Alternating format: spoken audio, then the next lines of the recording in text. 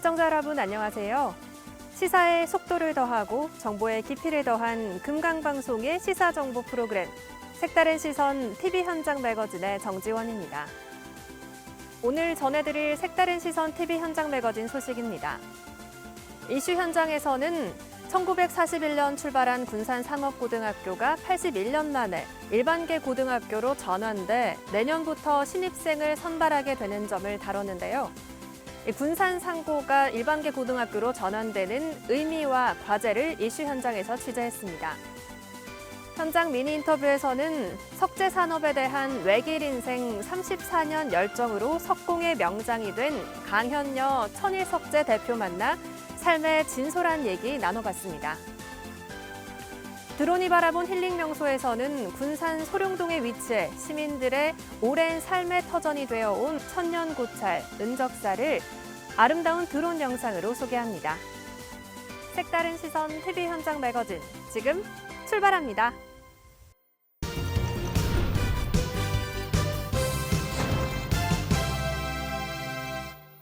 군산 지역 고등학교의 학급당 평균 학생 수는 27명. 하지만 군산여자고등학교의 학급당 평균 학생 수는 31명으로 군산시 기준보다 높은 데다 32개 학급이 과밀학급으로 운영되면서 이에 대한 해소 방안으로 군산상업고등학교가 일반계 고등학교로 전환되는데요. 특히 군산시는 평준화 지역이어서 학교가 무작위로 배정되기 때문에 중학교 3학년 자녀를 둔 학부모들은 이 자녀가 군산상고로 배정될 경우 교과 과정이 달라 입시 준비에 불만을 토로하기도 했습니다. 오늘 이슈 현장에서는 군산상고가 일반계 고등학교로 전환되는 의미와 과제를 취재했습니다.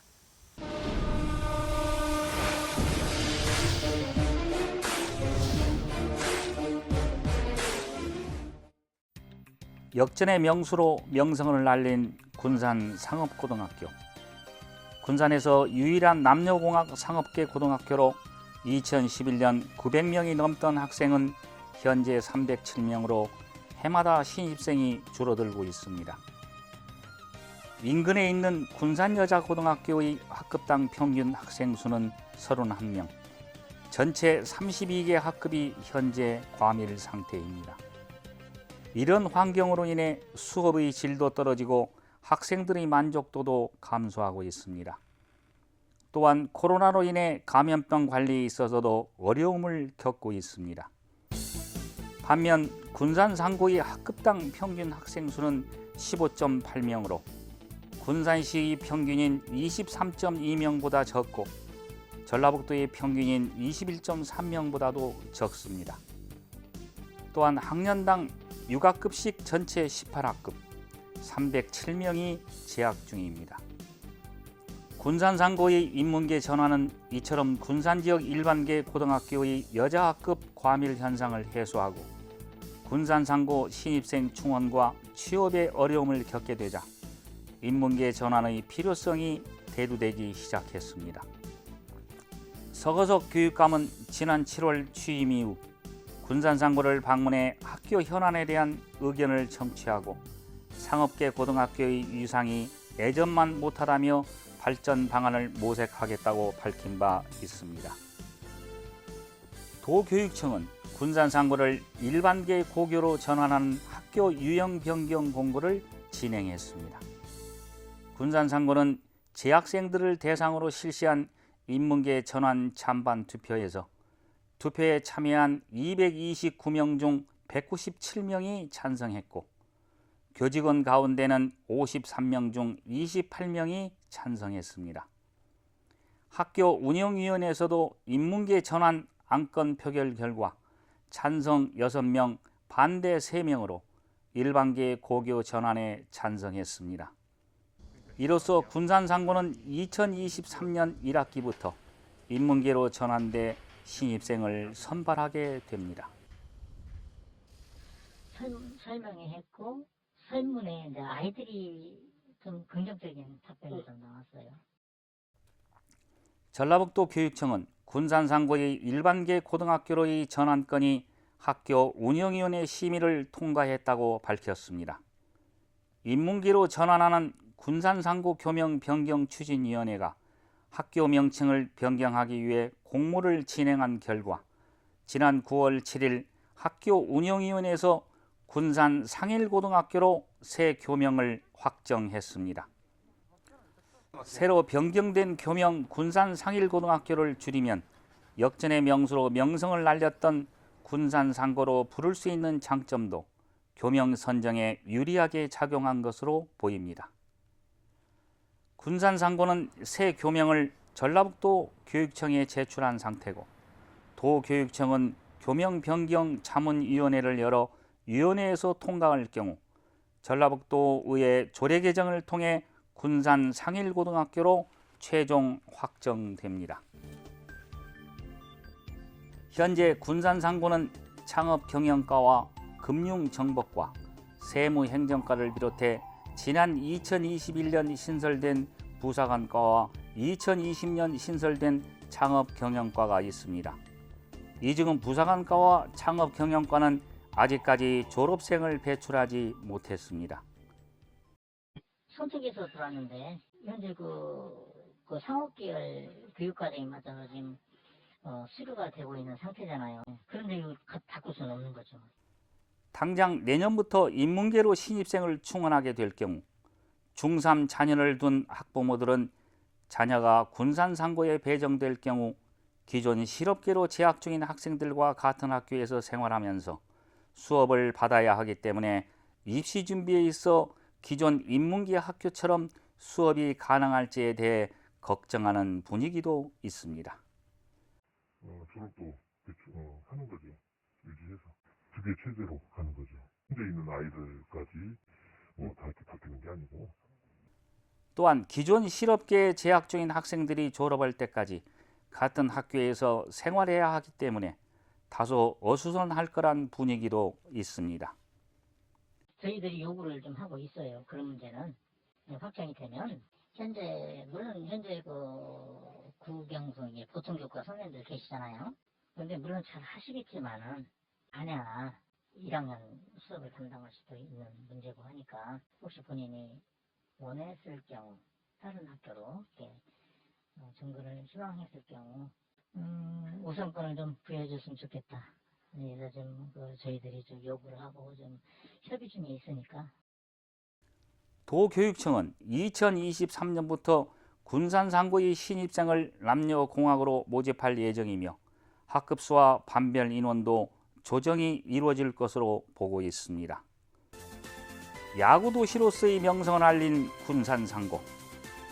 2023년부터 실업계고가 아닌 인문계로 전환하고 남녀공학으로 신입생을 선발하는 새로운 도전이 지역 공교육의 산실로 다시 한번 역전의 명수로 도약하는 계기가 될지 주목됩니다.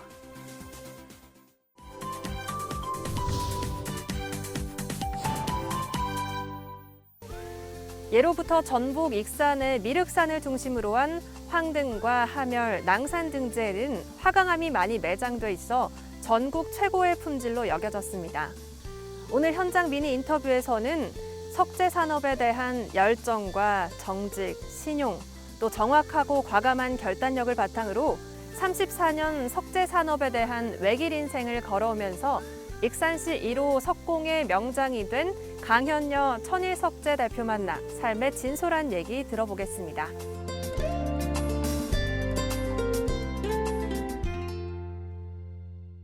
지금 제 옆에는 강현여 석공의 명장님 나와 계십니다. 안녕하십니까? 안녕하세요.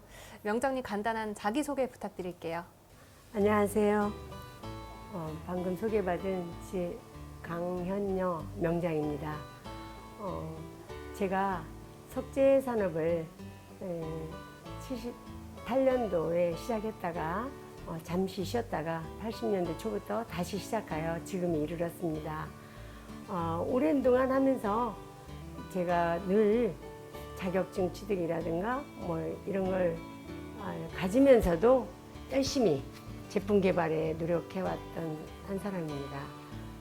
지금에 와서는 여러 가지로 보람을 느끼지만 특히 석공의 명장이 된 것에 대해서 대단한 기쁨으로 생각하고 열심히 노력하려고 하고 있습니다. 감사합니다. 대표님께서는 익산시 1호 명장으로 2020년 선정되셨습니다. 지난 34년간 외길 인생을 걸어오셨는데요. 이 석재 산업에 종사하시게 된 계기가 궁금합니다. 어떤 게 계기가 되셨나요? 제가 그 30대 초반에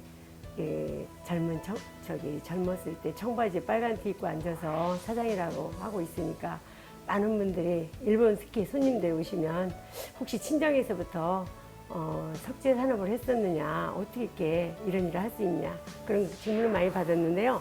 이 우리 공장 바로 옆에가 석산이 있어요. 그 석산 옆에는 그 우리 시아버지가 종종 회장이신 종종 땅이에요, 전체가. 그래서 그게 이제 계기가 돼서 저희 집 양반이 군인 장교로 있을 때, 장교 진급보다면 별거 없다, 사업을 해봐라, 시아버님이 그러시면서 석재 산업을, 석재를 판매하는 석산 사장님한테 부탁을 해서, 종종 땅이니까요, 우리 아들을 좀 도와주면 좋겠다, 여러 번 건의를 해서 시작하게 되었는데, 저희 집 양반이 군인이시기도 하고 너무 반듯하다 보니까 제대로 조금 저만큼은 그렇게 사업하는데 앞서지 좀 못했는지 제가 이렇게 해나오게 되었습니다. 이 석공의 명장 대표님께는 어떤 의미가 있으신가요? 그건 끊임없는 노력의 결과이기도 하지만요, 명장이 꼭 되어야겠다는 장은 내가 그동안에 석재 산업에 그만큼 기여도 했고, 또 앞으로 내가 이 석재 산업의 이름이 그 도움이 된다면 내가 이 정도는 가져야겠다 생각을 한 것입니다. 이 익산시 석재 산업의 현주소 어떻게 평가하십니까? 거기 중국에 가면 사실은 원자재가 너무너무 엄청나요. 비교도 안 될 만큼. 그러다 보니까 점점 놓치게 되었고요. 그 다음에 이제 지금 와서는 금방 말씀하신 대로 석재 산업의 어려움이라든가 발전이 좀 막히는 것은 인력이 없습니다. 사람이. 배우는 사람이. 그래서 그게 가장 큰 문제이고요. 원자재도 많이 지금은 소멸돼서 적지만, 이제 지금 뭐 시에서도 허가 문제라든가 이런 걸 좀 많이 완화시켜 주시려고 노력하고 있고요. 인력 수급 문제는 특히 뭐 외국인이 간단한 것은 할 수 있고 하지만, 저희처럼 가공을 만들고 작품을 만드는 회사들은 앞으로 좀 굉장히 문제가 되죠. 그래서 그걸 어떻게 해결해 나가냐 하면서 모여서 얘기를 하는데 아직은 특별한 방안이 안 나오고 있어요. 국가 차원에서 여기에 광업진흥공사라는 데가 있었어요. 불과 여기서 한 3분 거리에. 거기서 국가에서 다 먹여주고 용돈까지 다 주고 다 재워주고 하는데도 배우는 사람이 없어. 결국은 그게 없어졌거든요. 그런 상황에서 얼만큼 노력을 해야 이게 될까 좀 많이 암담한 문제거든요. 이제 그거를 해결의 돌파구를 찾으려고 간간히 지금 모여서 회의들을 하고 있습니다. 명장님께서는 석공 기능사 자격증도 따신 걸로 알고 있는데요. 이 석재 산업에 종사하시면서 자격증이 어떤 도움이 되는지, 또 자격증을 따려면 어떤 과정이 필요한지 궁금합니다. 현장에서 사장이 모르고 주인이 몰라서는 절대 직원들을 넘을 수가 없어요. 내가 알고 있어야 직원들을 넘을 수 있거든요. 그래서 공부를 하게 되었고, 또 그 자격증을 따려면 실제로 내가 8시간을 공구를 붙잡고 견딜 수 있어야 되고요. 그 다음에 두 번째는 도면을 볼 줄 알아야지. 도면을 아주 애매모호하게 내더라고요. 그것이 거꾸로 되는지 옆으로 가는지 모를 정도로, 그걸 잘못하면 일단 틀려요. 그래서 저도 한 번은 실패했어요. 두 번째 다시 공부를 해서 했거든요. 예. 지금 그 자격증이 현업에 크게 도움은 되지 않지만, 그 많은 사람들하고 대화할 때도 만들어지는 과정, 이런 걸 내가 해봤기 때문에 아주 자신 있게 설명을 해서 고객들이 고개를 끄덕거리고, 절대 모르는 사람이 얘기하는 것과요, 아는 사람이 얘기하는 거예요, 분명히 상대에서는 금방 느끼거든요. 자신 있게 해서 누구하고 얘기를 해도 지금은요, 제가 하나도 그 사람들 설득 못할 이유가 없어요. 명장께서는 1989년 일본에 익산석을 수출해 해외에 알리고 또 100만 불 수출탑을 달성하는 등 이 경영에 있어 남다른 두각을 드러내셨는데요. 그만큼 회사에 대한 남다른 열정이 느껴집니다. 회사를 경영하시면서 보람됐던 일이나 힘드셨던 일이 있으셨을 것 같은데요. 어떻습니까? 일본 사람들한테 물건 보낼 때요. 돌에 이렇게 점도 있고 뭐 하자가 조금씩은 있죠. 그걸 그냥 대충 보내면요. 그 사람들은요. 크게 사진 찍어서 클레임 처리해요. 근데 저희는 제가 직접 전부 컨펌을 하고 이거 참 정말 빼긴 너무 아깝고 일본 사장님이 조금만 이해해 주시면 좋겠다 싶은 부분은요. 제가 전부 다 그 박스에다가 글을 써요. 이걸 알고 보냅니다. 그런데 정말 좀 아까워서 보냅니다. 그리고 이해를 부탁드리면 거의 99% 100% 오케이 합니다. 근데 그냥 슬쩍 보내는 건 나도 모르게 슬쩍 보내진 건요. 대번 색연필질에 사진 찍어서 크레임 처리해요. 그래서 그런 부분은 아까 말씀하신 대로 제가 좀 여자라서 섬세했던 것 같다 생각이 들고요. 돌을 활용한 제품으로는 석등을 비롯해서 납골묘, 조경석 등 사용 범위가 넓습니다. 하나의 제품을 완성하기까지 시간도 상당하게 소요될 것 같은데요. 이 하나의 제품을 완성하기까지 과정이 있다면 소개해 주실 수 있으실까요?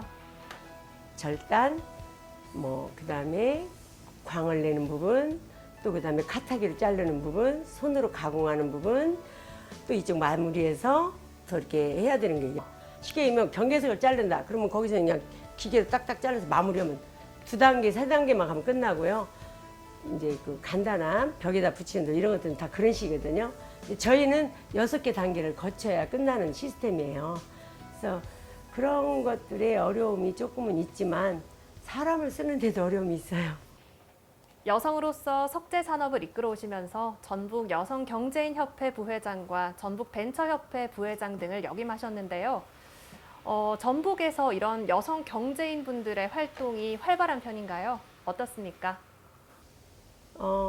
제가 그 벤처협회 부회장도 한 20여 년간 했고 또 이업종 교례라고 있어요. 이업종 교례라는 데는 굉장히 큰 규모였어요. 약 한 300~400명의 대단한 남자분들이 거의 차지하는 그런 단체도 있었고 했는데 지금은 기업들이 그래서 그런지 몰라도 좀 지금 저도 그 모임에 하고 있지만 다 좀 힘이 약해졌고요. 여성 협회가 정말 활발하게 잘하고 있는데 지금 다시 또 우리 벤처에서 힘을 쓰고 있습니다. 그래서 어쨌든 결국은 여성 경제인, 벤처협회, 이업종 교류회 다 모두가 기업인들이 하는 모임이죠. 다 활발하게 다들 하고 있어요.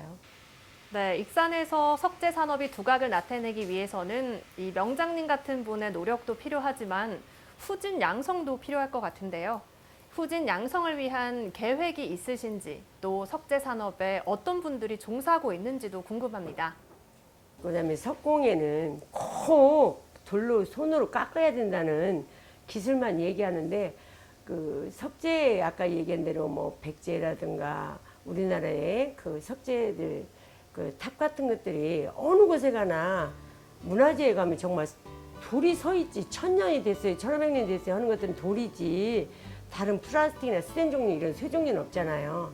그렇기 때문에 그런 거 꼭 손으로만 깎는 것보다는 어떤 그 돌에 어디가 중요하신가 이런 것들 이제 인물상에서는 그 눈을 굉장히 얼굴 중에서도 눈을 가장 중요시하거든요. 눈이 안 이쁘면 베려버려요 작품이. 그럴 정도로 그런 부분들 그 돌을 볼 때는 어디를 중요시 봐라 탑은 어디가 중요하다 이런 좀 공부도 필요하지 않은가.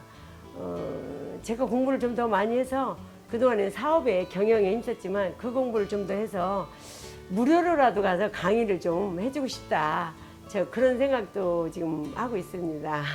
우리나라의 문화재 중 대표적인 것들은 석재가 차지하고 있을 정도로 우리나라의 석재 산업의 비중은 높습니다.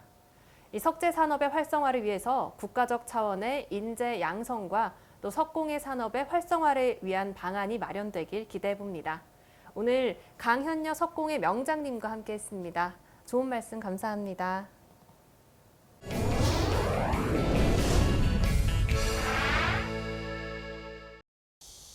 드론이 바라본 힐링 명소는 군산 소룡동에 위치한 고찰 은적사입니다. 백제모왕 14년 원광법사가 창건했다는 은적사에는 전라북도 유형 문화재인 아미타불 목조 좌상이 있고 극락전 안에 예배당이 있어 직접 신발을 신고 들어갈 수 있는데요. 군산 도심 속에 자리 잡고 있어 시민들의 오랜 삶의 터전이 되어온 고찰 은적사를 아름다운 드론 영상으로 함께 만나보시죠.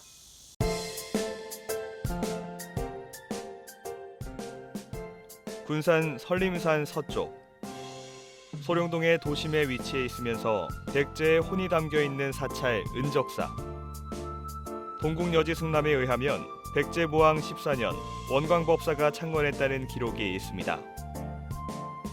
군산 시민들에게 오랜 세월 삶의 터전이 되어 온 은적사는 전라북도에 있는 사찰 중 가장 오래된 백제시대 사찰로 알려져 있습니다.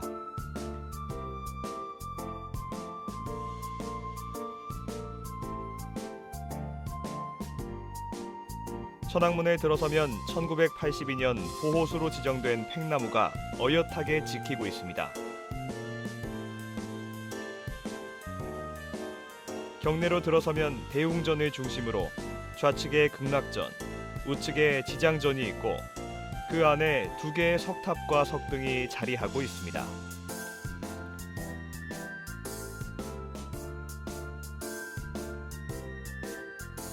이곳에는 유형문화재인 석가삼존불과 아미타불 목조자상이 있는데요.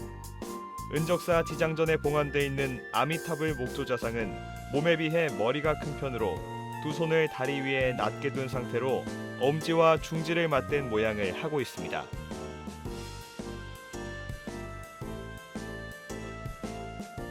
특히 극락전 안에는 예배당이 있어 신발을 신고 들어갈 수 있도록 배려했다고 합니다.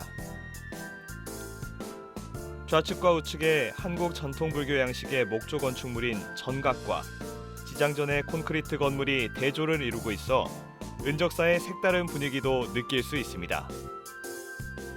군산 도심 속에 자리한 천년고찰 은적사에서 일상에 지친 몸에 힐링의 여유를 선사해보면 어떨까요? 시사에 속도를 더하고 정보에 깊이를 더한 시사정보 프로그램 색다른 시선 TV 현장 매거진. 저희가 준비한 소식은 여기까지입니다. 시청해주신 여러분 고맙습니다.